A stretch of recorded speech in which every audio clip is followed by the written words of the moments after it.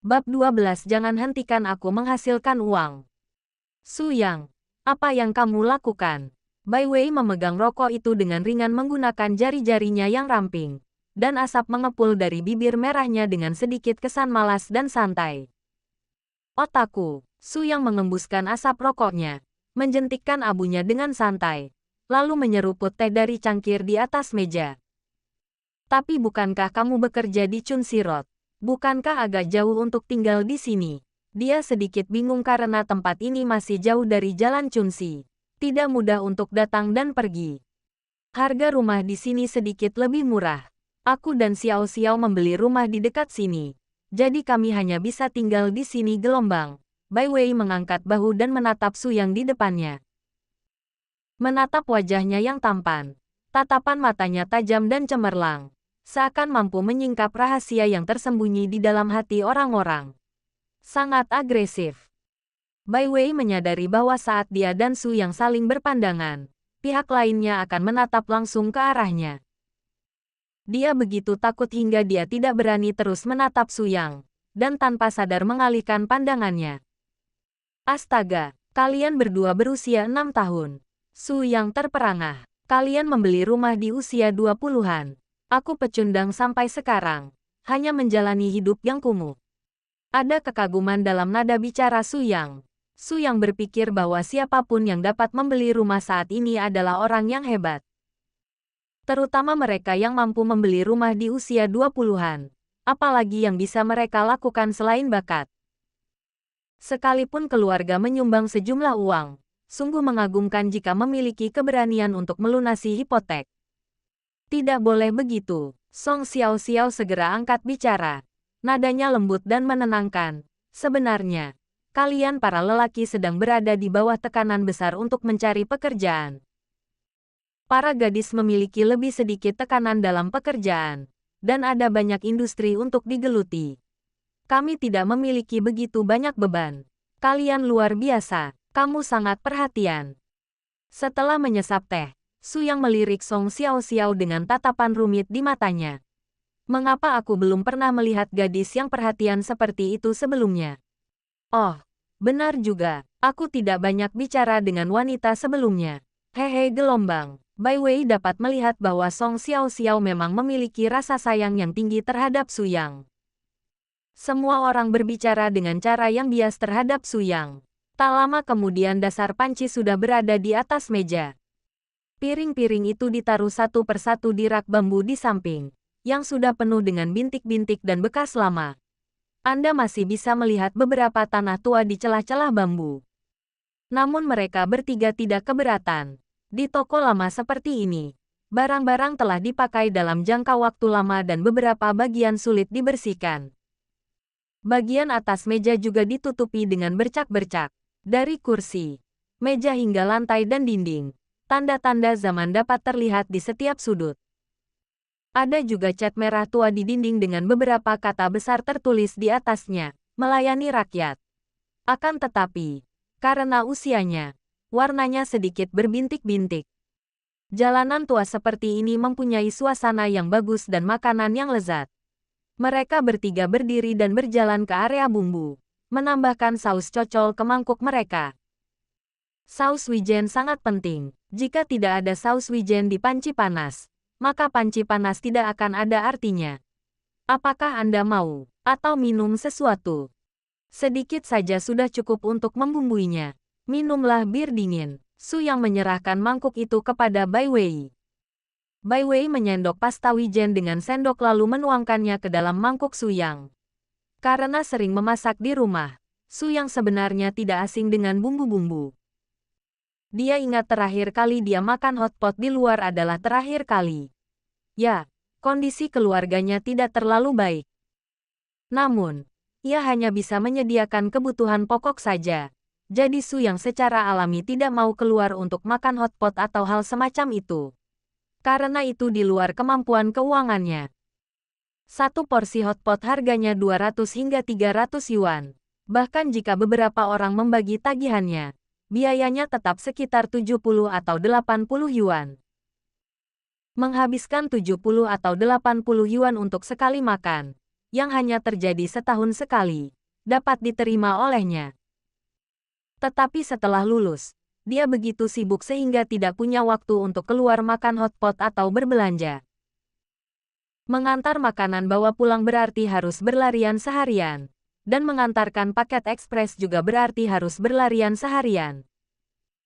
Ketika saya bekerja di lokasi konstruksi, saya setiap hari dipenuhi debu dan kotoran, jadi saya merasa malu dan tidak ingin pergi ke tempat yang ramai. Setelah itu, saya tinggal di rumah, mengetik, dan membuat video pendek. Saya tinggal di rumah begitu lama sehingga saya semakin tidak ingin keluar rumah. Pada dasarnya saya tinggal di rumah sebagian besar waktu, kadang-kadang keluar untuk membeli beberapa kebutuhan sehari-hari atau berjalan-jalan. Jadi Su Yang adalah orang yang tenang dan sabar. Aku sudah terbiasa dengan hidupku yang serba lambat. Setelah menyiapkan saus cocolan, ketiganya kembali ke tempat duduk mereka. Su Yang tidak lagi memiliki keinginan untuk berkomunikasi. Hanya mengucapkan beberapa patah kata saja sudah cukup untuk menghilangkan rasa bosannya. Sekarang dia sedang memikirkan satu hal, yaitu apakah akan pergi pijat malam ini. Apa rencanamu setelah makan malam? Bai Wei menatap Su Yang dan Song Xiao-Xiao yang sedang makan dalam diam. Pijat, Su Yang menggigit daging sapi, kaldu dari panci panas, dan saus dalam mangkuk. Saat mengunyah, aroma daging sapi perlahan-lahan semakin kuat di mulutnya. Pijat, perawatan kesehatan. Bai Wei mengangkat alisnya dan menatap Song Xiao-Xiao di sampingnya. Seharusnya tidak, secara logika. Seharusnya tempat ini lumayan. Su Yang mengunyah daging di mulutnya dan tersenyum. Aku belum pernah ke sana sebelumnya, tapi ku dengar pijatannya sangat menyenangkan. Jadi aku berencana untuk mencobanya.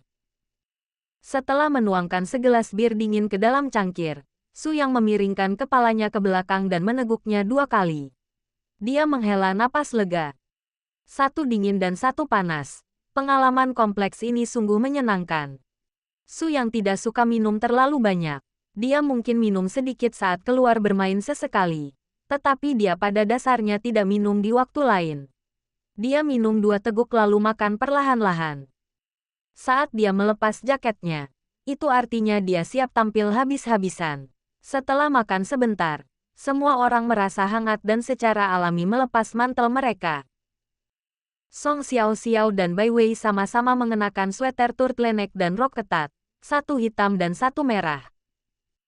Sosok montok itu terbungkus dalam sweater, dan lekuk tubuhnya yang mempesona dan menawan terungkap di bawah cahaya kuning. Bentuknya penuh dan bulat, dan setiap gerakannya mengeluarkan aroma yang membuat orang tidak bisa tidak menoleh ke samping.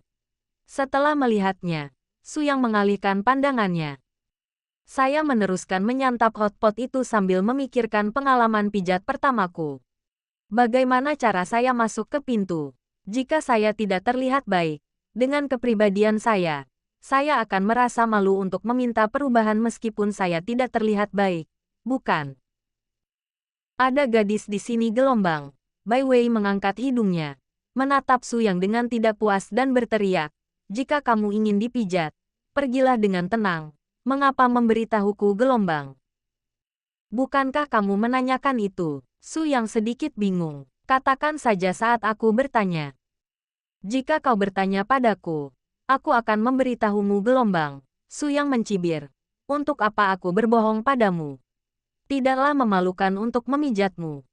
Kalau begitu aku juga mau pergi. Bai Wei mengangkat kakinya di bawah meja untuk menyenggol Song Xiao-Xiao. Xiao-Xiao, kamu mau pergi? Song Xiao-Xiao tertegun sejenak, lalu mengangkat kepalanya dengan tatapan bingung. Melihat Bai Weiwei mengedipkan mata padanya, dia merasa tidak berdaya. Dia hanya punya sedikit perasaan pada Su Yang, tetapi dia tidak benar-benar ingin dia menjadi pacarnya. Apa gunanya memaksakan diri maju seperti itu? Tidak, dia tampak sedikit tidak berdaya. Apa gunanya pergi ke tempat-tempat itu? Dia hanya memperlakukan Su Yang sebagai teman lama yang sudah lama tidak ditemuinya. Kalau begitu, ayo kita pergi nanti. Su Yang mengangkat gelasnya dan berdenting dengan gelas Bai Wei. Kemudian dia mengangkat kepalanya untuk meminumnya dan melanjutkan makan dagingnya. Keren sekali. Saya menirunya. Sialan, dasar pria sejati. Aku sudah banyak membantumu. Tapi kau bahkan tidak mengatakan apapun. Bisakah Anda setidaknya mengobrol dengan seseorang? Bai Wei menatap Su Yang dan Song Xiao tanpa berkata apa-apa. Keduanya memang benar. Dia menggigit mie beras darah bebek dengan keras. Makanannya memakan waktu hampir 1 jam. Beginilah cara makan hotpot. Ngobrol sambil makan. Dan makan perlahan. Setelah menyelesaikan makanannya, Su Yang bersandar di kursinya, mengeluarkan sebatang rokok dari sakunya, menyerahkan satu kepada Bai Wei, lalu menatap Song Xiao. Song Xiao segera menggelengkan kepalanya dan menolak, saya tidak merokok. Kalau begitu, mari kita hisap asap rokok orang lain untuk menyegarkan suasana. Su Yang menggigit rokoknya, memegang korek api, menyalakannya ke samping, lalu bergerak di depan Bai Wei. Bai Wei segera mendekat dan menghisap rokoknya. Wajahnya berkerut sejenak, pedas sekali. Ini 88 yuan. Su Yang mengisap dan mengembuskan asap tebal dari mulutnya. Jika rokok Big Red Box dan Double Happiness tidak kehabisan stok sekarang, aku tidak akan begitu boros sampai-sampai menghisap rokok seharga 14 yuan. Rokok jelek ini harganya sudah turun dari $10 menjadi $14 sekarang. Sungguh keterlaluan. Melihat rokok di tangannya, Su Yang mendecak bibirnya. Kotak merah besar, kebahagiaan ganda. Bai Wei mengangkat alisnya. Kakekku hanya merokok ini. Walaupun sebenarnya aku tidak mau. Tapi tidak apa-apa kalau kau memanggilku kakek. Keluar, Bai Wei mengumpat sambil tersenyum dan memukul bahu Su Yang. Su Yang berdiri dan berkata, ayo pergi dan cerna makanannya. Song Xiao memperhatikan interaksi antara keduanya dan entah kenapa merasa bahwa dirinya lah yang berlebihan. Tidak, begitulah cara bermainnya, kan? Saat berjalan menuju bar, Su Yang menatap pemilik bar dan bertanya, berapa harganya? Totalnya 243, berikan saja 204. Pemilik toko melihat kwitansi di tangannya dan berkata kepada Su Yang.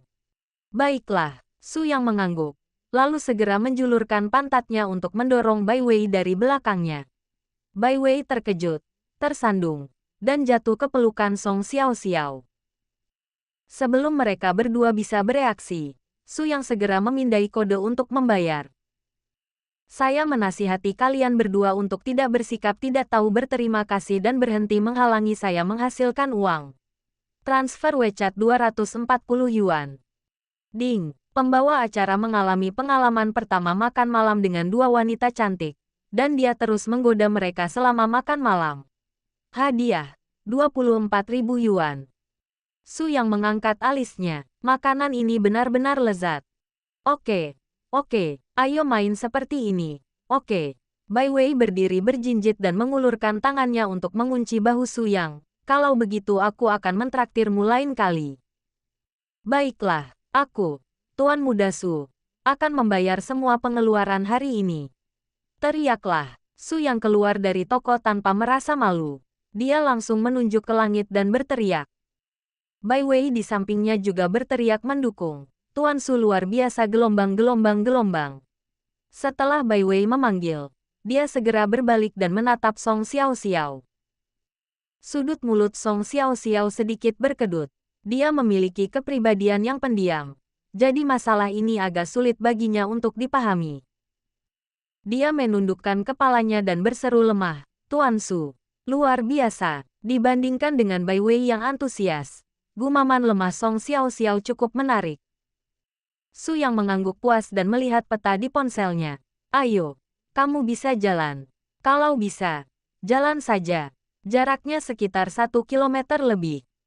Saya memperhatikan sepatu hak tinggi yang mereka kenakan.